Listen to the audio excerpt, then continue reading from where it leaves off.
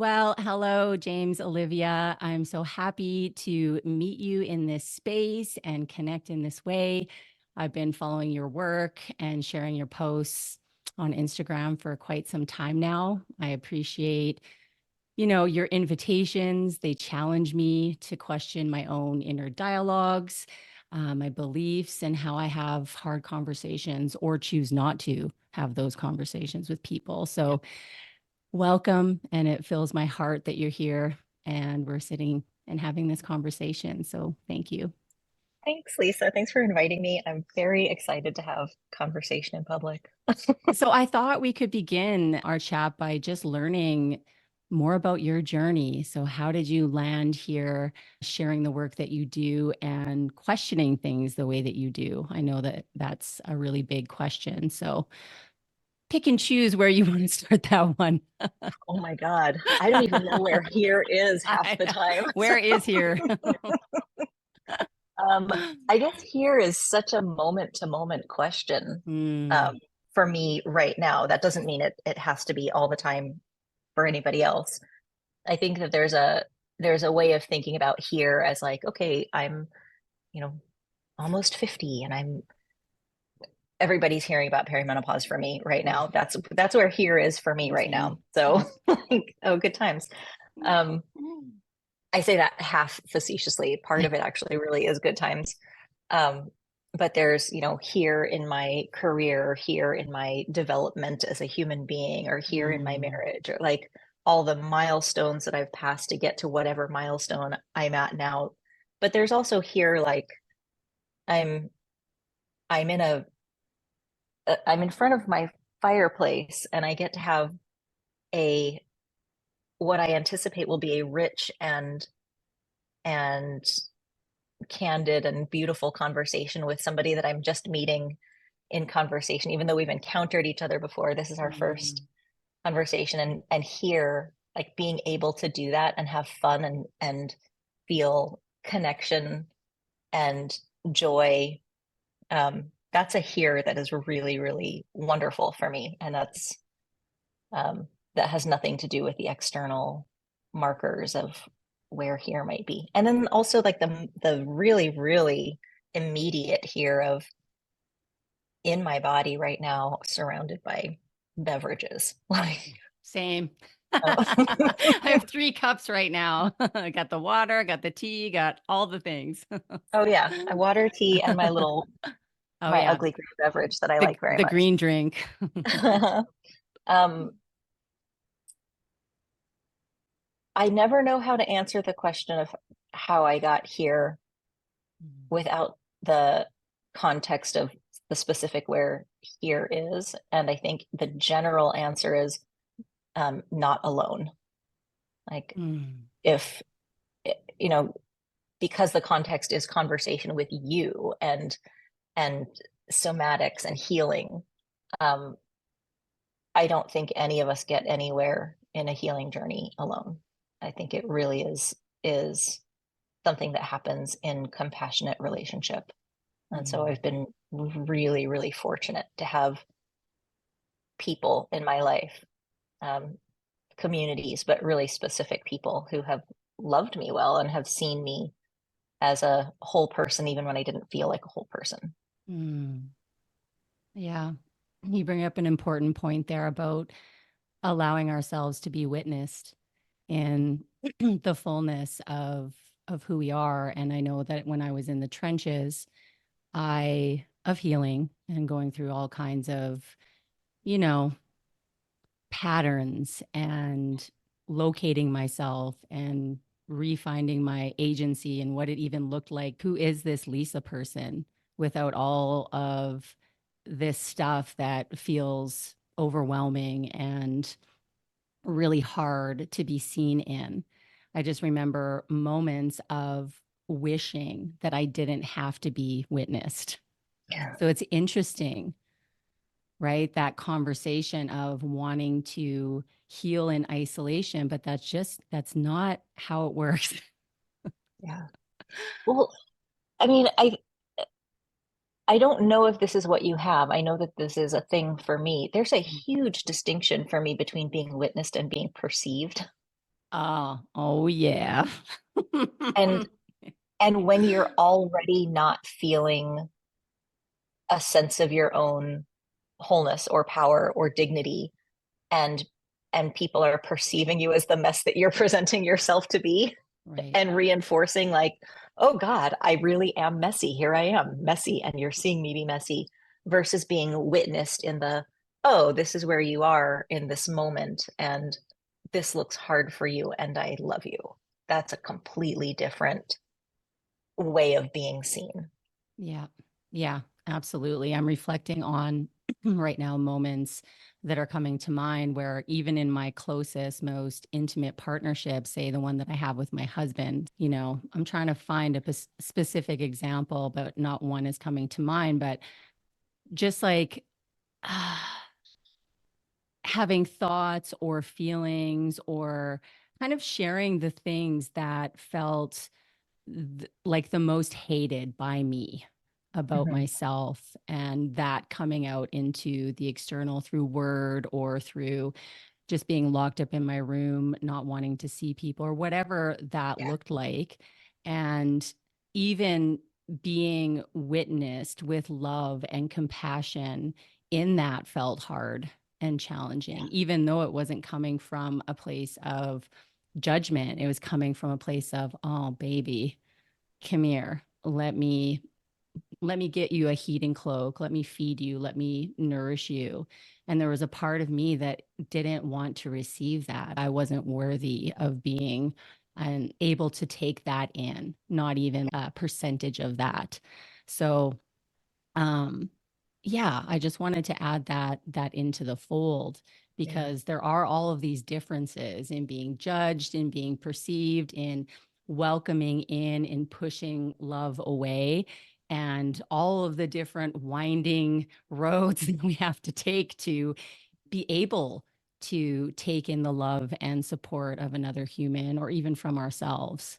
Yeah. So, Oh, I hear in that capacity, like the yeah, capacity to receive, to hold, to feel, yeah. and also the sense of what's possible and what's impossible. Like Mm, when I only have this massive load of judgment for myself, yeah. it feels impossible that somebody else could be walking around not having that for me. It's like, but Yeah. you're just you're this is okay for you. Yeah. And that All sense of, this. yeah, Yeah. that sense of impossibility is like, oh, there's just no fucking way that you could possibly not be judging me. Hmm. um, Not realizing that there is actually a way that that's possible. I just haven't found it yet. I haven't gotten there. Yeah. Yeah. Yeah. And often, in order to relate to others, or at least this is my experience of it, I needed to first learn how to relate to myself. Um, 100%. Yeah. right? Because how else does it work? How else do you allow for yourself to be seen when you're not seeing yourself and not knowing how to relate to your experience somatically, relationally, and all of these other things? And Yeah. questioning the things that, your can'ts, all of the ways in which I had this conversation with a landmate the other day, because we live on a property with a few other families, which is a Mhm. whole other realm of relating and being in relationship with people, which I love, which at one point in my life, I would have been like, hell no.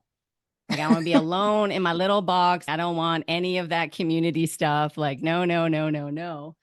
And there are these moments where, you know, tough conversations come up and boundaries get crossed, and how can we navigate those things without having the conversation? Well, if you don't have the conversation, things just kind of fall apart. Yeah. So what are we striving for? Is it more relating or more pain? You know, and all of these But different gray areas in between. yeah, you said something, you brought up something that is, I think, foundational. I was going to say really important, but critically Critical. important. The capacity and the willingness to relate to oneself first.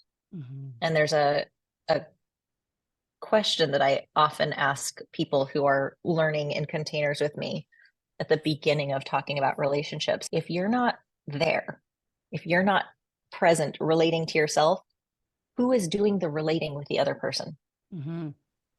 Like, if there's nobody home, if there's nobody here Yeah.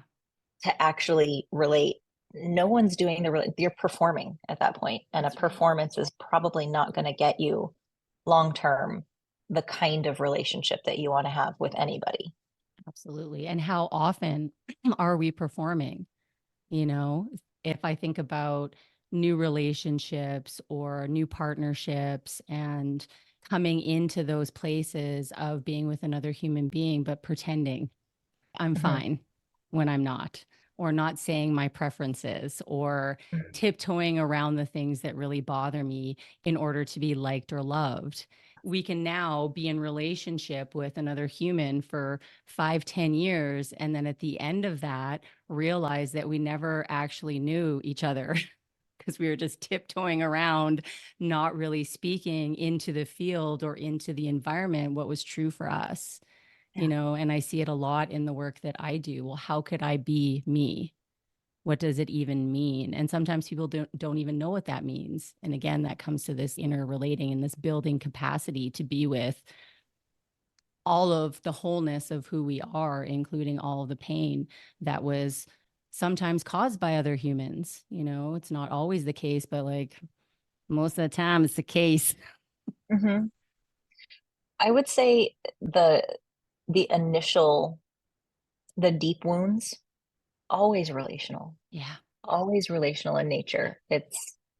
I was talking about this with a friend earlier today, how um, ill-equipped many, we were talking about protecting children, basically, like Yeah.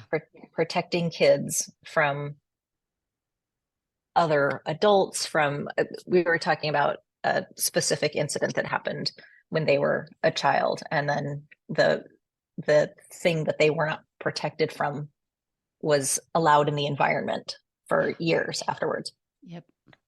And we were talking about the way that many adult humans, parents specifically, are tasked with the responsibility of raising these small people into functional adulthood, and hopefully more than just functional, and are themselves still children. That's right.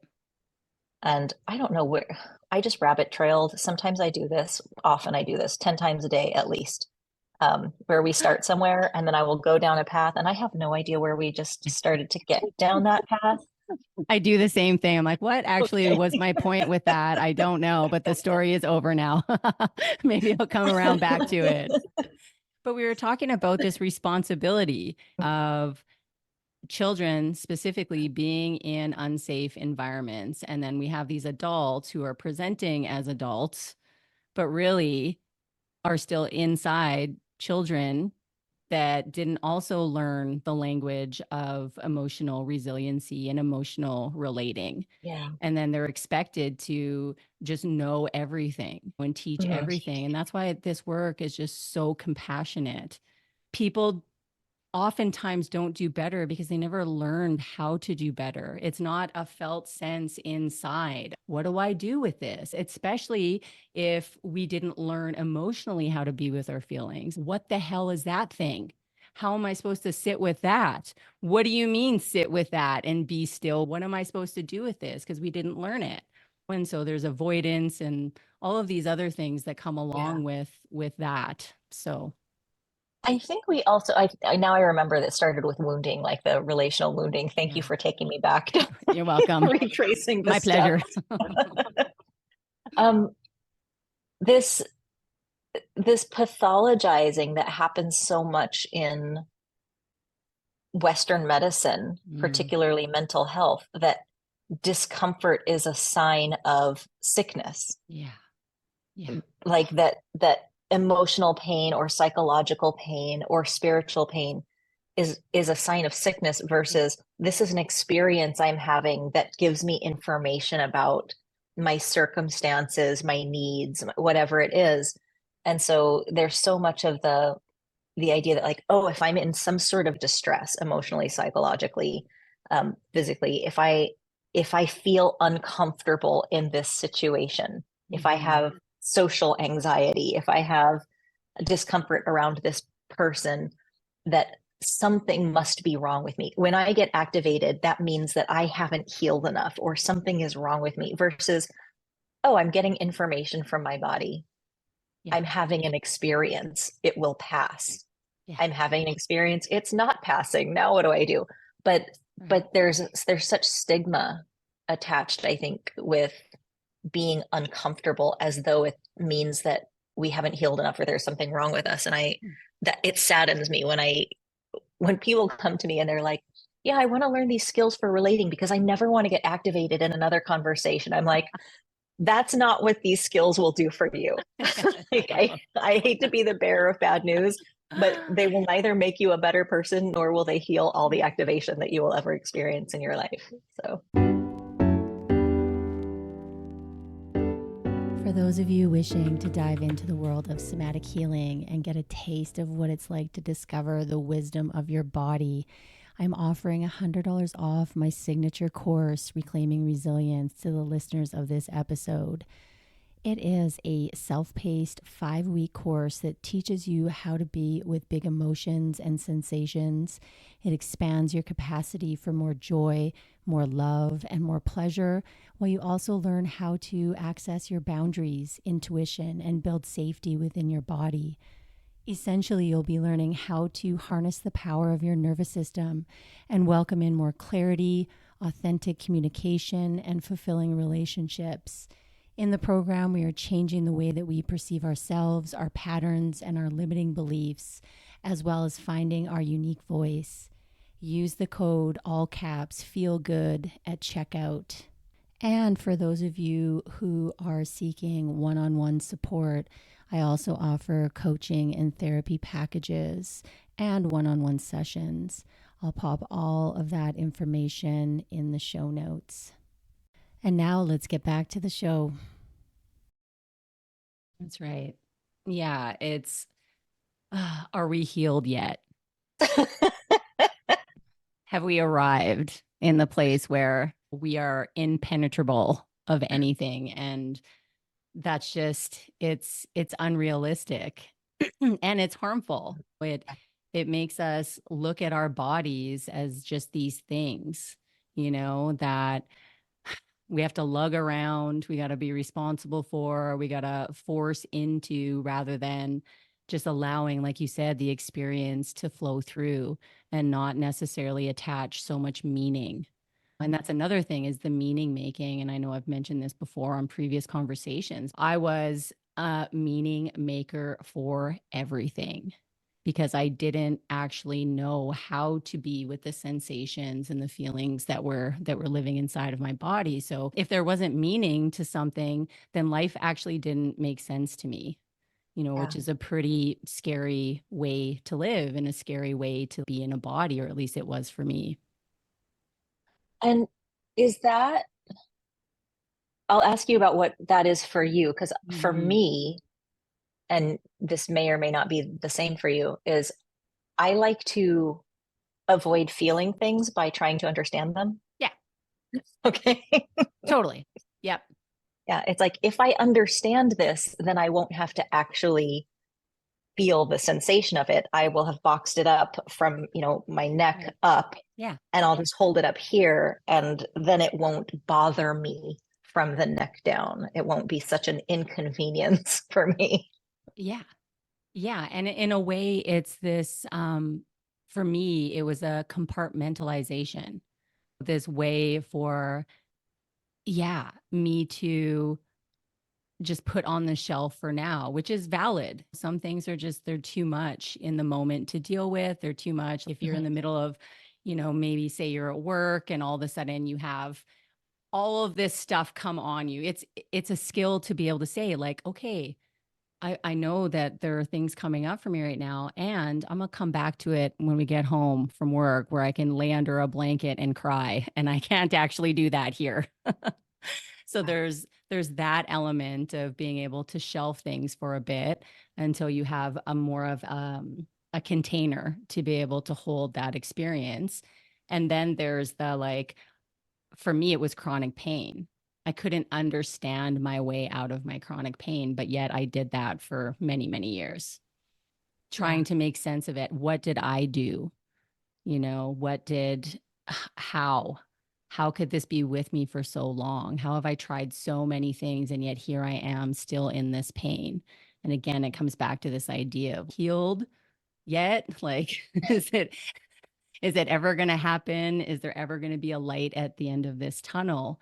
And the grip was really tight on Yeah. trying to understand my pain rather than feel it.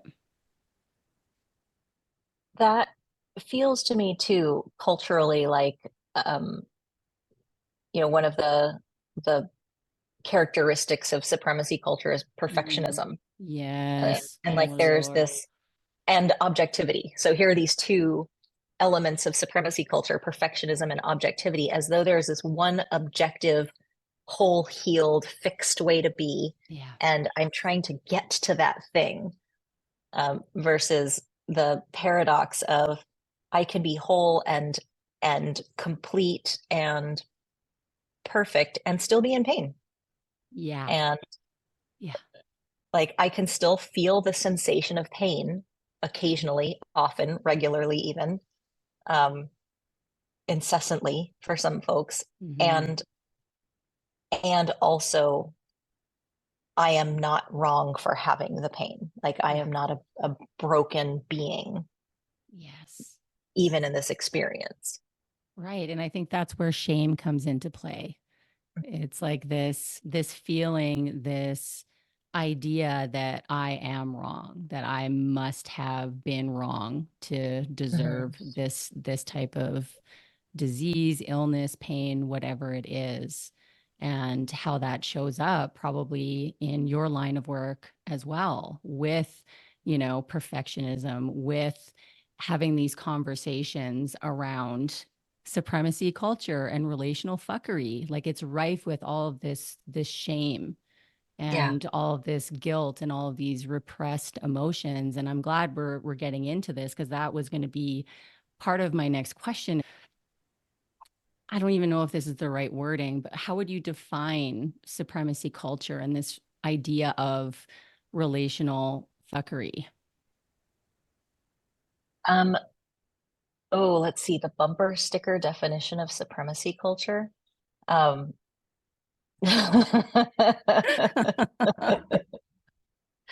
well, In your words, however you want to speak to this, it doesn't have to be a definition. I just wasn't sure how to phrase it because it's just such a big, it's huge. it's such a huge topic. Yeah. Um, it's huge in the way that, patriarchy, capitalism, white supremacy, ableism, transphobia, fat phobia, ageism, ableism, like it's huge in that all of these things live in under the umbrella of this dominant overculture. And so anytime we're talking about any form of um, bigotry or oppression or marginalization, we're really talking about what happens under supremacy culture, Right. which is this this paradigm in which some bodies are more valuable than other bodies, Mm. that some ways of being are more valuable than other ways of being, that that there are constructed hierarchies of worthiness.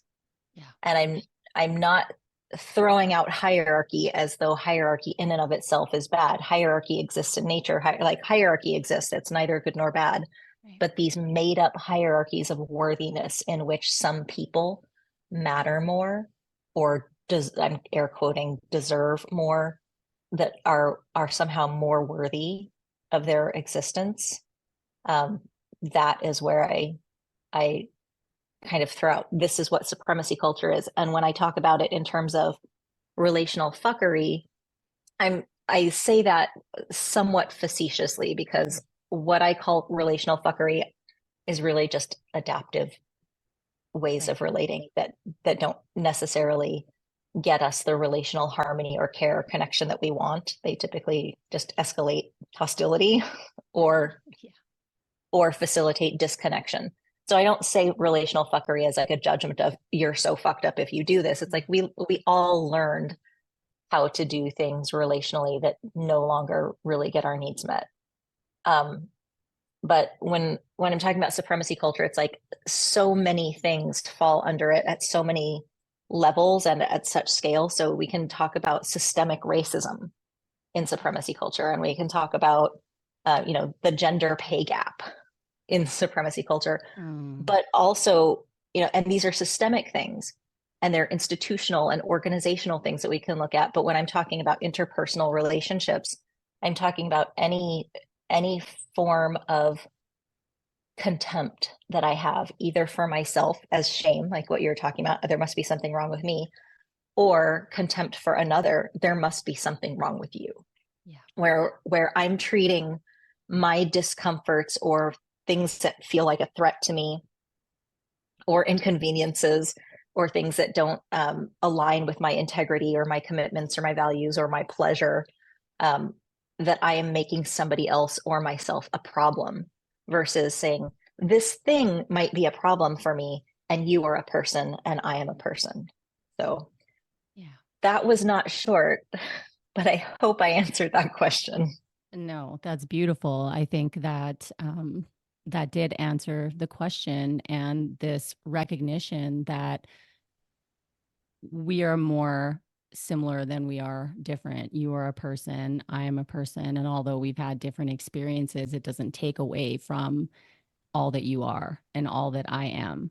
And nor should it. Adds to it. It adds to it. Exactly. What is the richness of being in experience with another person with different perspectives, different viewpoints, different experiences? It does nothing but add to the equation of life and joy and all of the things. Yeah. And I think that where that, when we extrapolate that out to, but what about when I'm really, really scared because this difference feels threatening? Mm-hmm. And it's like, yeah, it's not just a, hey, all difference is a joy. That's not true. It's not all difference is a threat. Let's start there. Like some difference is a joy, and some difference feels like a threat, and some difference actually is a threat. Yeah. Like the ideological differences that say a white supremacist group has with people of color who are just trying to live, these are actual threats. The difference between, I mean, I could go on and on with what differences are actual threats. And where am I going with this? I really am like a little, like, I love it. There are squirrels everywhere, and I am a golden retriever. But when we're talking about differences that can be joyful and full of possibility, and differences that feel like a threat, and differences that are a threat, and one of my goals in my work is to look at those differences that look, feel, and actually are threatening, and cultivating the capacity and the skill and the self-trust to go, I know the difference. And when I'm in a situation where there's actual threat, I can be okay. Like what you said at the beginning of our conversation, I can be okay even not relating. Like I teach skills for relating competently to difference. And one of those skills is knowing when to not do it, when it doesn't serve you to not, and to do something else instead. Because all the skills that I have to share about relating are just skills for relating, and relating isn't the only set of skills to create the world that we want. They're necessary skills, but the hammer is not the only tool in the toolbox. That's right. Yeah. And this idea of knowing when to open and when to close. There are definitely times where it's not the time to relate. It's the time to take care of yourself and not relate. And being able to nuance and know that difference when we're being maybe triggered by a new thought or a new belief around something. The invitation, a lot of times for that, is to relate back to yourself first and see where, like, what the hell's going on in here? Like, what does this mean for me relationally? What story am I telling about this person or this experience? And then perhaps giving it a little bit of a pause, maybe some time and some space before reacting, and rather choosing to respond at some point if that's required, Yeah. And so that's kind of the way I look at it as well, is knowing when to open and knowing when to close. And that comes with anything. When is it time to do another workshop? When is it time to not? When am I done taking in more damn information? When do I need more information? All of those things that, I don't know, we can sometimes blow through when we don't know ourselves. Again, this idea of, how do I know? What is my body telling me? What experiences are shaping my ability to be in a room with another person, or choose not to, or have the hard conversation or not. So a lot of times I find, especially when we're talking about relational wounds, attachment wounds, all these labels we have about relating to one another, it's a very internal sensation. Like that discomfort, that when maybe a friend has said something that's hurt us, but we don't know we don't even know what to say. We don't know, but it feels like a threat as you're speaking to it. Feels like this overwhelming threat that it's easier maybe to just run away than to actually have the conversation. But then we'll never find out.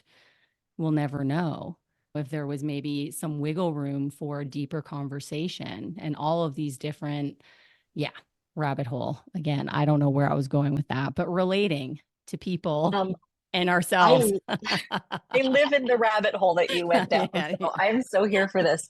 I'm thinking of an anecdote that I often share, uh, because it is so much about relating to self first, and the perceived threat versus actual danger. Yeah. I don't care about the difference most of the time. Mm-hmm. Um, I mean, I do care about actual danger, but my body doesn't know the difference. That's And so right. I don't have to care about the difference. Yeah. But what I do care about is the relationship that I want to have with the person with whom I am experiencing the threat. And Exactly. so, like with my husband, Ben, when I was first learning how to relate to myself and also with others in a more skillful way, I realized how often I would override my own no for continuing a conversation when I Mm-hmm. was getting activated. That's right. And then we would start talking past each other Yeah. because I wanted so badly to be heard, Yeah. and he couldn't or wouldn't because he had a thing that he wanted me to hear and I couldn't. Like physiologically, I Yeah. couldn't take it into my ears. Yeah. Like I couldn't even hear the words. All I could hear was womp, womp, womp, womp, and whatever message that I was projecting, like about how wrong I was or how I wasn't getting it or like how he wasn't going to hear me or whatever it is that I was hearing. And when I realized how often I was doing that in conversation, like in conversations where I was activated, one of the things that I started doing was saying, you know what, I want to hear what you have to say, and I physically can't. Mm-hmm. And so I'm going to take a minute and just let my body calm down a little bit Yeah. so that I can hear you. I'm going to take 5 minutes and make a cup of tea, or I'm going to take 20 minutes and I'm just going to sit by myself. Um, and and there's a timeout protocol that I don't know if you're familiar with. Terry Real is a Yes, a little bit. Yep. okay. Yeah. Okay. He has this timeout protocol for his work with couples, and he's like, it's I think his phrase for it is responsible distance taking. Mm. That's such a great phrase. But it is relating to self, like knowing this somatic. I think this is where somatic practices Mhm. are so important, like the ability to tap into, what am I experiencing right now? Is my body telling me, fuck no, you can't have this conversation, even though my heart and my brain are like, but you have to in order for this relationship to work out. Yeah. Like, my body's going to win every time, even if I have a should in place, or even a commitment. Like, I'm committed to having the hard conversations with my partner whom I love. Yeah. My body is a sovereign being. And this is from Luis Mojica's work. Like, my body is a sovereign being. It's going to do what it's going to do with or without my permission. Yeah. If I eat a pizza, it's going to start digesting, whether I tell it to stop or not. It's going to be digesting. If I am overwhelmed with the information, it's going to take care of me and protect me, whether I give it permission to shut down or not. Yeah. And so, knowing that about myself, then I can also say, given the reality of my sovereign body and given my commitment to relating to you, and knowing that both of these things can't happen at the same time, let me responsibly take some distance and let you know when I'm going to be back online, or when I'm going to check in, because I might not be back online in 5 minutes, but I will check in 5 minutes. So there's the taking care of the connection and taking care of myself at the same time. It doesn't have to be compromising or sacrificing one for the other. Yeah, that's right. And that takes the ability to notice yourself slipping, you know, into that state of, oh, my voice is raising. Oh, that may be activating someone else's fear center in their brain. Oh, their eyes are getting a little bit wider and their pupils are dilating. All of these things are happening, right? And before somatic training, before somatic experiencing and doing the attachment stuff, those, I never picked up on those cues or didn't know that I had the ability to pause and receive those cues and to be able to say, wow, that's actually an animal body.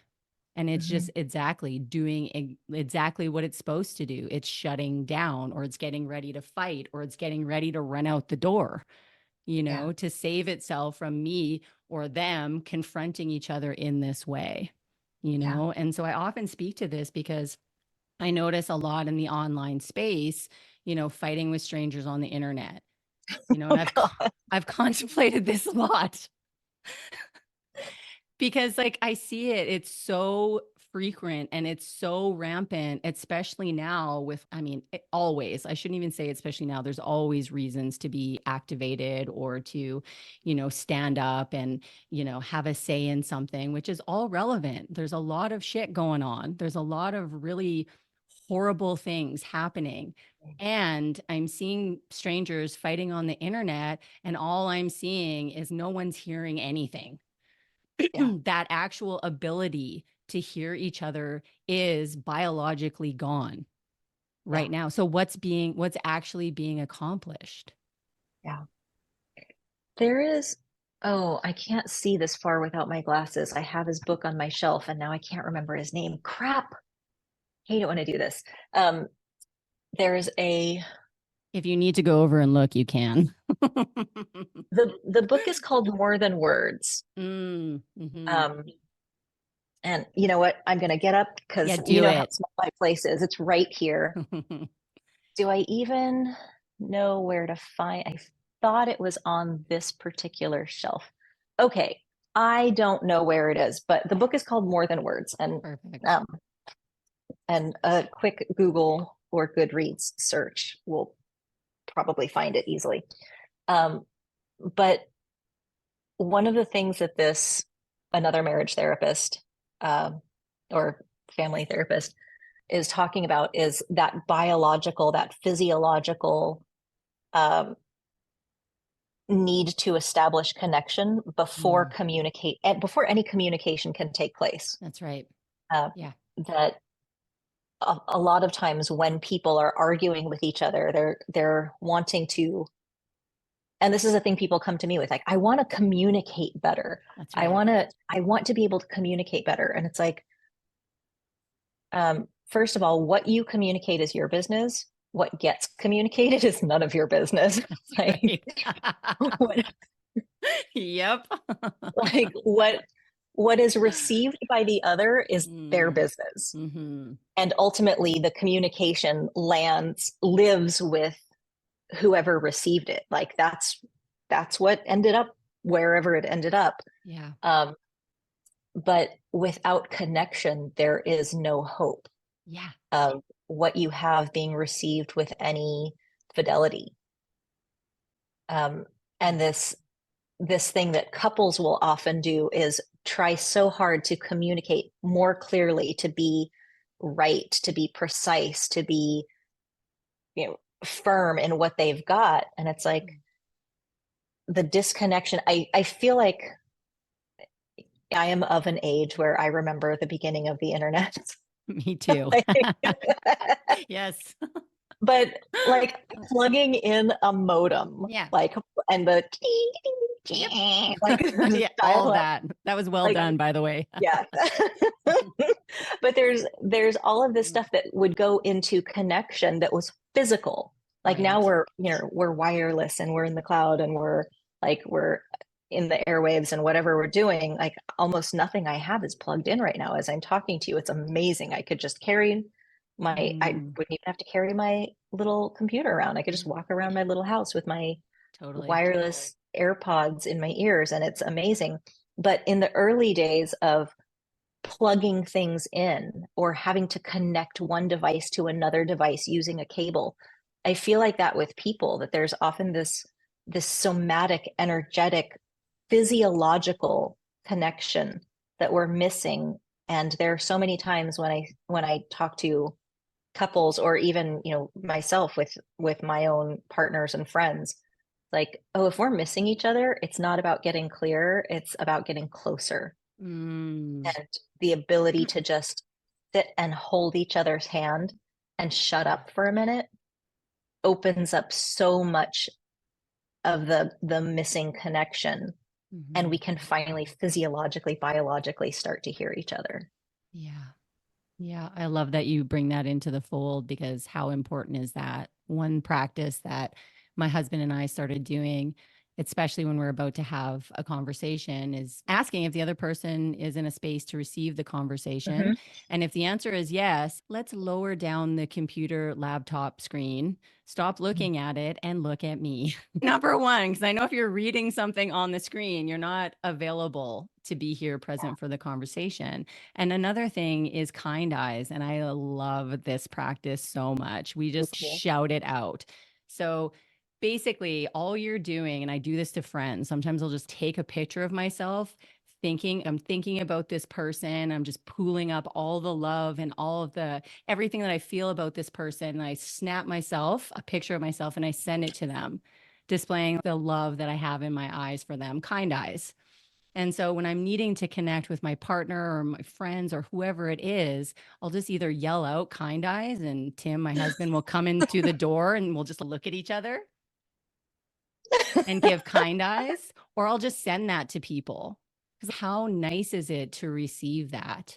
I don't have to say anything. And now I just send the picture. I don't say kind eyes, and people know, oh, Lisa's coming in with her kind eyes. We can feel this connection, so maybe that's it. If you're going to have a fight or a conversation with a stranger on the internet, maybe just send them a picture of you with kind eyes. maybe we can start doing that. Right? I'm a human. I'm on the other side of this screen, and we're talking about really hard things that can be very, very hard. So how can we connect? How can we create or move in closer or fill this space that we feel between us? Yeah. Yeah, I don't fight with people on the internet, Me thankfully. either. Yeah, no, I don't do it. I just don't do it. For somebody who has been, the internet and I have grown up together, I didn't get on social media until a couple of years ago. Right. And so, well, I say a couple, and it's probably been like 5 or 6 now. Yeah, but, same. Yep. But that's, I was late to the game. I think I was active on Instagram before I was active on Facebook. Like, it just didn't interest me and then, being so remote and recognizing like, oh my gosh, there's a way to connect with all of these humans all over the world right here in this little box. This is amazing. And so I got very, very into it. But I think I got to learn from many people's mistakes in front of me and going, oh wow, this is a dumpster fire if you let it be. That's right. And you don't have to, like, you Yeah. don't have to let it be. And so there have been times when people have disagreed with me. For the most part, there's a lot of violent agreement, but there have been other, there Yeah. has been violent disagreement as well. And luckily, um, there are people that I don't know well enough or care about enough to even, it's just like, I acknowledge that you have said something. Like Hmm. as a human being, I want to acknowledge that you've shared something that feels probably important to you, Yeah. and I am moving on with my life. And then there are people who I care deeply about who want to have this conversation on the internet in public. And I'm Right. like, No. oh no, honey, Uh-uh. I like myself too much to do this with you. And I like you too much to not do it at all. And so, Yeah. and I'll just say, like, this feels like it's important to you. I care about you and I'm willing to have this conversation with you as a conversation. I am not willing to do this right here. There's too much opportunity to miss, for me to miss you, to like, for me to understand you, not at all or Yeah. terribly. And I'm not willing to do that here on the Mm. interwebs with you. So, Yeah. Yeah. I mean, my sentiment is pretty much the same. As humans, we all just want to be seen and heard and held and witnessed in, what feels important to us.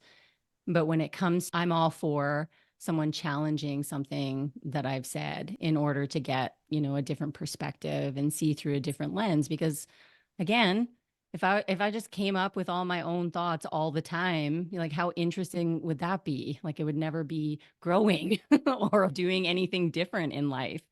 But there's a difference between, right, this internet, this world of wow, it takes a lot of boundaries and capacity to be able to have that many people coming at you with so many different opinions. And so, usually, what I do if I'm challenged or if someone's coming at me with something, am I in my integrity? Am I upholding my own values in what I posted, what I shared? And if so, then what this person's saying, you know, do I want to let it in? And if the answer is no, then same. It's like, okay, thank you for sharing. And now moving on to the next, because we have this desire within our biology to focus on what's bad or the threat. We're yeah. wired to focus on that. So it takes training and it's a skill to be developed to actually also focus on what's pleasurable and what's good and what's right in front of us. And so all things, again, just going on my squirrely little rant, not sure where it was headed, but again, on this idea of the work that you do around being a relational leadership celebrant. Like I love that wording. I'm celebrating the vast, like what it is to be in relation with all people in all different ways, especially around communication. Yeah. Okay, I have a nosy question if you're Yeah. available I for am it. available. Yes, please. When is the last time, if ever, somebody presented you with a challenge to your thinking on the internet, like maybe it was a stranger, maybe it's somebody that you've been in community with, and Mm, you were like, no shit, like, I'm going to change my mind about this. Thank you for presenting me with this difference. mm. Let me see here. I mean, it often happens when I'm reading someone else's Mhm. content, if that makes sense. I'm trying to Yeah. think of a Totally. specific example where someone's shared something like that for my own. Yeah, like honestly, that's happening probably almost daily for me. Where I'm reading something, I was like, whoa, I had that not necessarily all wrong, but there were definitely things in there that completely just didn't even cross my mind that this was even a Yeah. thing. You know, it's like these portals being opened into this new awareness. And of course, because we have so much availability to see so many things, that's continually happening. Yeah, And I love it. It's I do an too. invitation to change. And it actually reminds me of kind of anything in life. Like, I remember when I was vegetarian and vegan Mhm. for many, many years, I did that. And Were you an insufferable vegan or were you just a regular no, vegan? I was just a regular vegan. That's also a good question. So I did the vegetarian thing for, you know, a number of years. It was probably like 7 years. And one of those years I was vegan. I was like, okay, like that's just, I'm glad I did it, you know. And then when it came back to wanting to eat meat, at first it was my body that told me I was ready. I started to like the smell of, you know, all kinds of meat where I didn't for a long time. But interestingly enough, it was my beliefs around, you know, being a vegetarian and being a vegan that stopped me from going back in for a while. So I really had to challenge my own way of thinking, even to be able to go back to eating, even though I knew that biologically, like that's what my body was craving, that's what my body was needing. So it's interesting. It's like if we're not challenging things we believe to be true or different cycles of life, like I think for that time and period in my life, that was exactly correct for me. It was something that I valued, I honored, and I benefited from. But then to be able to say, like, it's time for something new is Yeah. incredibly important and Yeah. humbling. This body is a sovereign being. This It's body is a sovereign being. a wild ride. Like, I'm sorry, you want what? That's not okay with me. Yeah. Yeah. Sorry. You know, I appreciate that you bring that up in terms of like in the context of food and what, you know, what the body is asking for and what you're willing or unwilling to give it when it's Mhm. asking Yeah. nutrition wise. And I grew up Southern Baptist. My both of my grandfathers were Baptist ministers, and I am not Baptist, nor do I consider myself a Christian even. Mhm. And I also have no animosity um, around it. And that's not a.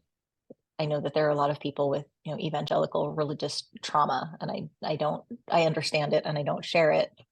Um, but there are things that are particularly within Christianity and probably very much within Southern Baptist uh, dogma or whatever you want to call it. And I don't know about other religions within Christianity, but the aversion to pleasure, like Mm. the no drinking, no dancing, no smoking, no playing cards, no sex before Ugh. marriage. Ew. Like there's a whole lot of there was a joke that I grew up with in Southern Baptist, like that not as a young person, but why don't Southern Baptists have sex before marriage? Because it might lead to dancing. All I can think about right now is Footloose. Exactly. Okay. Yes. Like, I think that was one of the first movies that I saw in a theater without my mom. whoa. Yeah. That I Wow. saw with one of my uncles and a bunch of my cousins. My uncle, who was also a Southern Baptist or is still now also a Southern Baptist minister. And we went to go see this movie, Footloose. And I was like, like they have sex in this movie and they dance. And I'm pretty sure none of this is okay. But what And is I that loved it. sensation bubbling up within me? Why is this so much fun? Yeah. Yeah. But there is in many ways what I grew up with was this suppression of and this aversion to fun and pleasure. Mm, And the body requires fun and pleasure and play. yeah. And so, I mean, I don't feel like I have lived a life of any kind of severe repression. Mm, Um, but even still, with all the freedoms that I've had and all the pleasure and fun that I have given myself the permission to experience in my lifetime, now almost, half a century into being alive as a human being, Yeah. it's amazing how, and learning to relate to my body somatically in the ways that I have been learning, particularly in the last like small handful of years. It's not like, oh, I've been doing this for Yeah. decades. It's like the first time I heard the word embodiment, I was like, ooh, no, thank you. That sounds very, very horrible. Like, Yeah. I don't want to feel all the things all the time. Yeah, No, gross. So I was very, very avoidant of that. I was like, no, thank you. I would not like to have what you're having. So in the last handful of years, this learning to relate to my body and gain capacity to feel the uncomfortable things, like, Mm, oh, that thing I didn't want to feel, I can feel that and not die. I that's can right. feel that. And also that makes more space for the joy, or that makes more space for me to feel more pleasure too. Coming into that now at such a, you know, and a more mature time in my life where I get to make really conscious decisions about Mm, how I want to relate to this thing, this meat suit that I get to wear, yeah. um, is again another little squirrely rabbit trail. No idea where we came from. Um, we came from somewhere. We were I don't talking know where about we're going. we were talking about how I was vegetarian and vegan. Vegetarianism. We got us here. I love Okay, yeah, thank you. it. Yeah, this listening to the body and getting to relate to it and let it say, like, it's been a hard couple, like, you were sick on the couch last week. Would you like a little stretch? Would you like a little pleasure? Would you Yeah. like what do you need? And particularly around um sex or other taboo ways Mm, of encountering pleasure. yeah. What a gift to be able to have a relationship, not a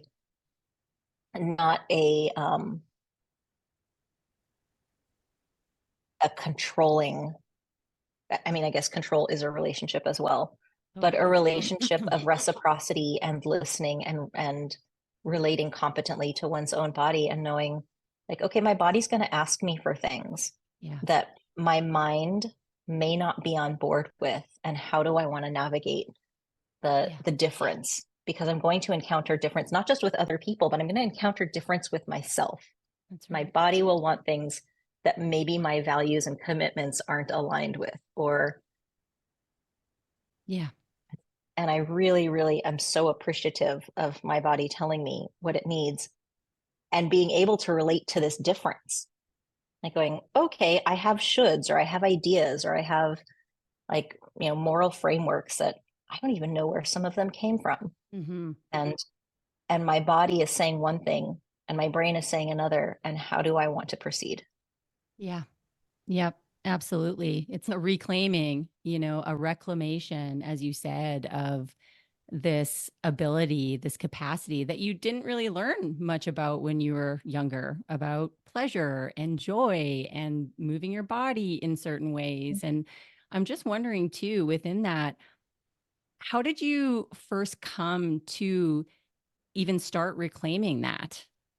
I know you Um, said it was later on in life, but how did you even know it was it the movie that you're like, "Oh my God, something is missing"? Was it the light bulb moment, or were there just a series of things that you led know, you to be having more fun or more play?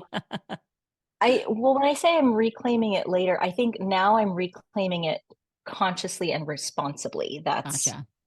so I think my whole life I have been rebellious enough that, Hmm. like, that I wouldn't necessarily call it reclaiming so much as rebellion. So there was Rebellion. a, Yeah. like, here's the thing that I started with, here's the rebellion, and the reclaiming is not just um a flailing opposition. It's Right. more like a an integration of, okay, I have a rebelliousness in me. Um, I have I have an inquisitiveness. I have a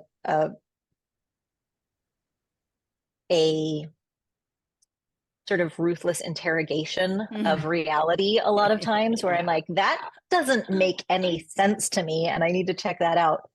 But also I grew up with so much difference. Like when I say that you know, Mm. both of my grandfathers were Baptist ministers.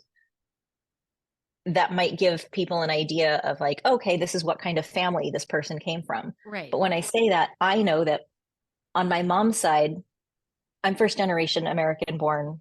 My mom's family, my mom and her lineage is from Hong Kong and from China. And we think maybe Malaysia and like, you know, there so my my cousins and I are the first generation Mm. on that side of the family born in the States. Actually, I was born in Okinawa, but that's because my dad was in the Air Force at the time, or Army. He was in both. But on my dad's side, my Southern Baptist grandfather, Southern Baptist minister grandfather, was an adopted German Jew. Mm. And my grandmother is Potawatomi and French settler. And so, like, while I can say, hey, here's I'm a product of Southern Baptist ministers, Right. there's a whole lot of stuff going Yeah. on either side of both, you know, lineages there. And so I got to see a lot of difference and be exposed to a lot of difference. And so I can move from context to context, whether that's institutionally or culturally.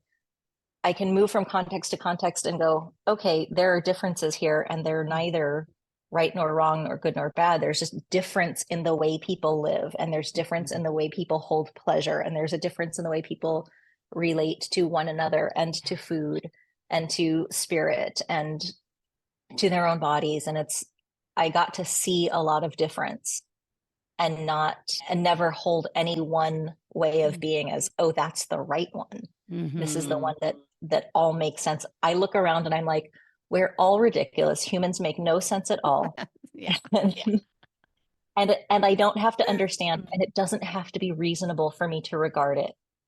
Mm. Like I can regard whatever we're up to as like, this is beautifully, fantastically, ridiculously human. And some of it I'm like, okay, and that doesn't work. Like we can look at, you know, I know you said this will probably air in February. We're in January of 2024 right now. And we're, you know, months into Palestine, Gaza, genocide. Yeah. And so when I look culturally, I'm like, okay, I get where this is, like, I get where Israel is coming from. Mm-hmm. And this is adaptive relational fuckery. That's right. That's not going to, in the long run, not only is it harmful and murderous, but what I look at is this going to get you what you want? No. Like ultimately, is it going to create the safer world or the connection or I look at things at a scale like here's war in the world, but here's war in my living room. Here's war in the kitchen. Here's war in the bedroom. It's not different when I look at the mechanics of I'm trying things in order to get my needs met. It might do it right now, or I think it might work right now, but in the long run, is this going to get me the life, the relationships, the kind of world that are going to be conducive to my thriving and the thriving of the people around me? Yeah. Yeah. And the element of history repeating itself, what have we learned from all of these things? And is there not a different way that we can get our needs met? The answer is yes.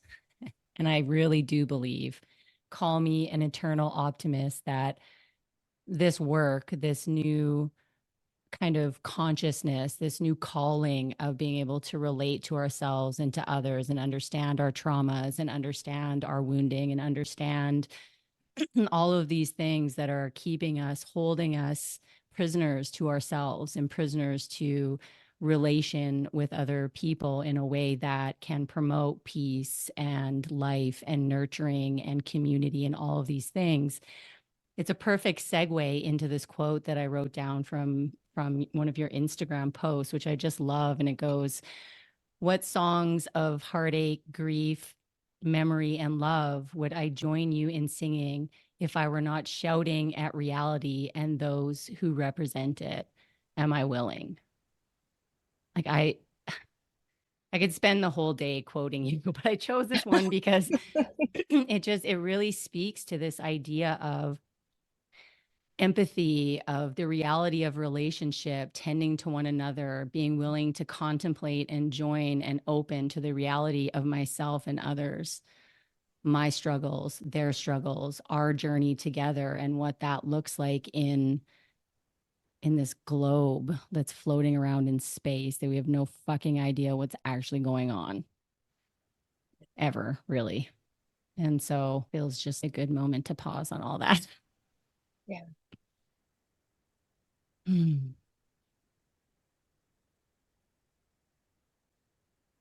So I'm wondering, what would be a first practical step that our listeners could take to explore the many different topics of relating to another human that we've explored? Do you have any resources or books or tools that you recommend? I know you've given so much today and talked a lot about your different offerings, but I'm just wondering if there's anything in particular that you would like to bring forth on this. There is a book that I will never stop recommending, Perfect. I love those ones. and it's not a how-to. It's more of a foundational underpinning. Mm, Um, and that's Bell Hooks' All About Love. all about love. I'm writing that And down too. it is, yeah, there's not a how-to, there's not a step-by-step in there. I think it's one of those paradigm shifting um, foundational understandings of love that culturally we are not educated in. Mm, And the way that Bell Hooks talks about love and defines love as decision and action and the commitment to extending oneself for the spiritual growth and thriving of myself or another mm, versus the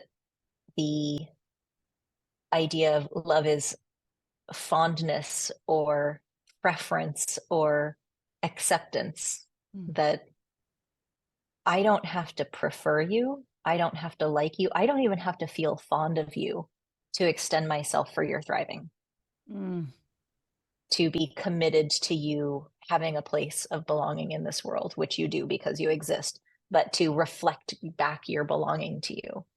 I don't have to be fond of you in order to regard your humanity, your existence, your like that you belong here on this planet and I want you to thrive in it. mm. And myself too, that I don't have to always like myself.